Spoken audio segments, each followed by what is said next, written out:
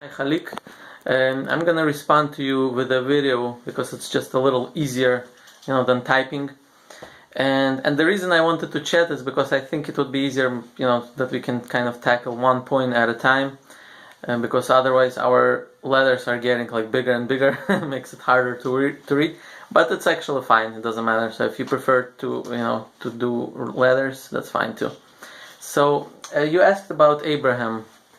Uh, I haven't heard that he spoke many languages. Maybe, I'm not sure. I haven't heard about it. But the reason I'm saying that, he spoke Hebrew, and Hebrew was the original language, is that's our tradition. That's what we have from what's called the oral Torah, which we also believe, part of it at least came from God. And the verse in Genesis, chapter 11, actually, right? I think the first verse, if you take a look, it actually says that the whole world was one language. And then they built the Tower of Babel, and that's when Hashem mixed the languages and created different languages. But before then, there was only one language. Now, from tradition, from our Jewish tradition, from the Midrashim, we know that this was Hebrew language, as opposed to some other language. That one language. And after the Tower of Babel was built and Hashem mixed the languages, all the different people began to speak different languages, but within the family of Abraham, the original language remained the Hebrew. Now, as far as the proofs that I brought, why I think the Torah has not been changed, I'm not sure. I think you might have misunderstood me. That's the impression I got from your letter. So, one proof was that basically if you take all the communities today, that live today, whether Jews from Yemen or Jews from Africa or Europe, all these communities, well, not all of them, but some of the communities, like the Jews from Yemen, for example, they were isolated for a long time, even actually before the destruction of the Second Temple. Historically, I think they came to Yemen during the first exile, so which was like 500 something BC, maybe, roughly.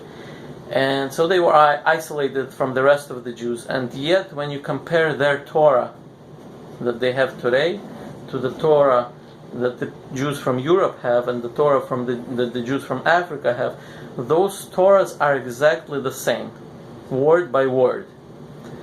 And I think, at least to me personally, maybe it's not for you, but to me I think this is a good proof that the Torah has not been changed. Because if it has not been changed within the last 2,500 years, when Jews were in exile, isolated from each other, where they could not look at each other's Torah to correct if there is some mistake, and yet it has been preserved so well, why should we assume that the Torah was changed before then, from the time of Moses until the first exile, which was only about 1,000 years, relatively short period of time compared to the whole Jewish history of almost 3,300 years. So why would we assume that it would be changed just within that little time frame, and yet not be changed ever since the Jews were exiled? So that was one point. Another point I said about the anti-Semite, I think you actually misunderstood me. What I was saying is that if you read the Torah, it sounds like an anti-Semite wrote it, because the Torah is very harsh against the Jewish people. Like when the Jews sinned with a golden calf, they're called stiff-necked, and a lot of, not just the Torah, actually the whole Tanakh you read, it's very harsh. Hashem speaks very harshly against his people. And to me, this is a proof that Jews did not alter the Torah, because if the Jews would have altered or edited the Torah, they would at least change that part of it, and make it more pleasant towards the Jews. So the fact that the Torah and the Tanakh actually speak so harshly about the Jewish people, I think proves that this did not come from us. It's not our text. It was not composed by us. It was not changed by us. Now, this was, another. And the third one, there was, I think, a third proof that I wrote about, which you did, I don't think you questioned. So I'm not even going to respond to that for now.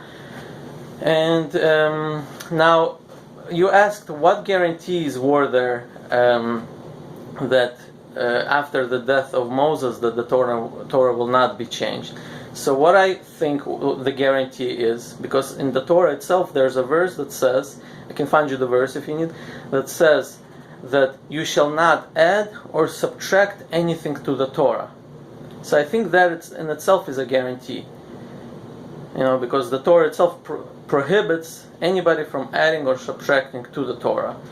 So if somebody was to try to do it, let's say, down the road, let's say a few hundred years down the road, somebody was to try to do it, the people would right away tell them, listen, you're not allowed to do it here. The text itself says this. You're not allowed to add or subtract.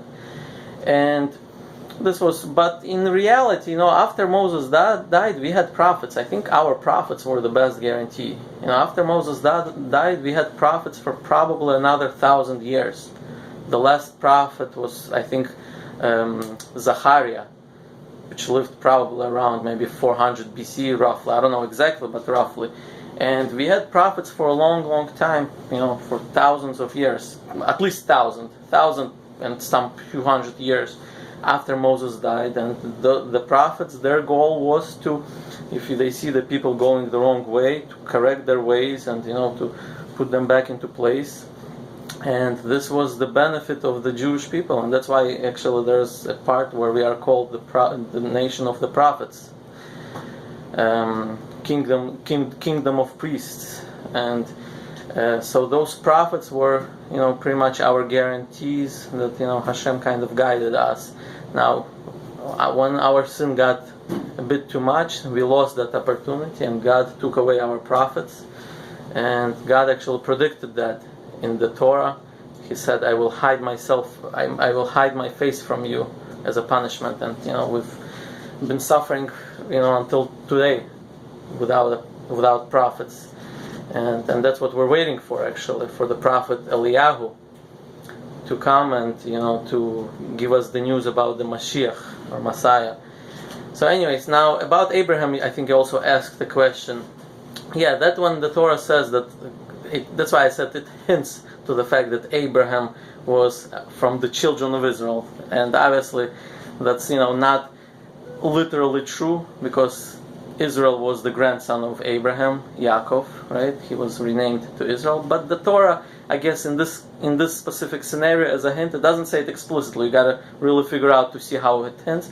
But what it does is redefines the word children of Israel, basically claiming that the children of Israel were the patriarchs of this nation, or the monotheists that began to serve with a goal to provide light unto the nation. The original monotheists.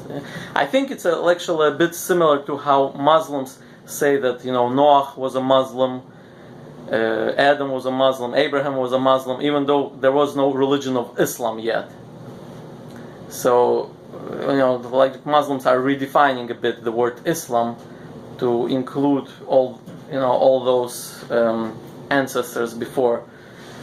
So I think that's similar to what we have here, even though the Torah doesn't say it explicitly, but there's a hint and there's a way to figure out. So I hope this answers your questions, and if you have any more questions, please be free to ask. Thank you.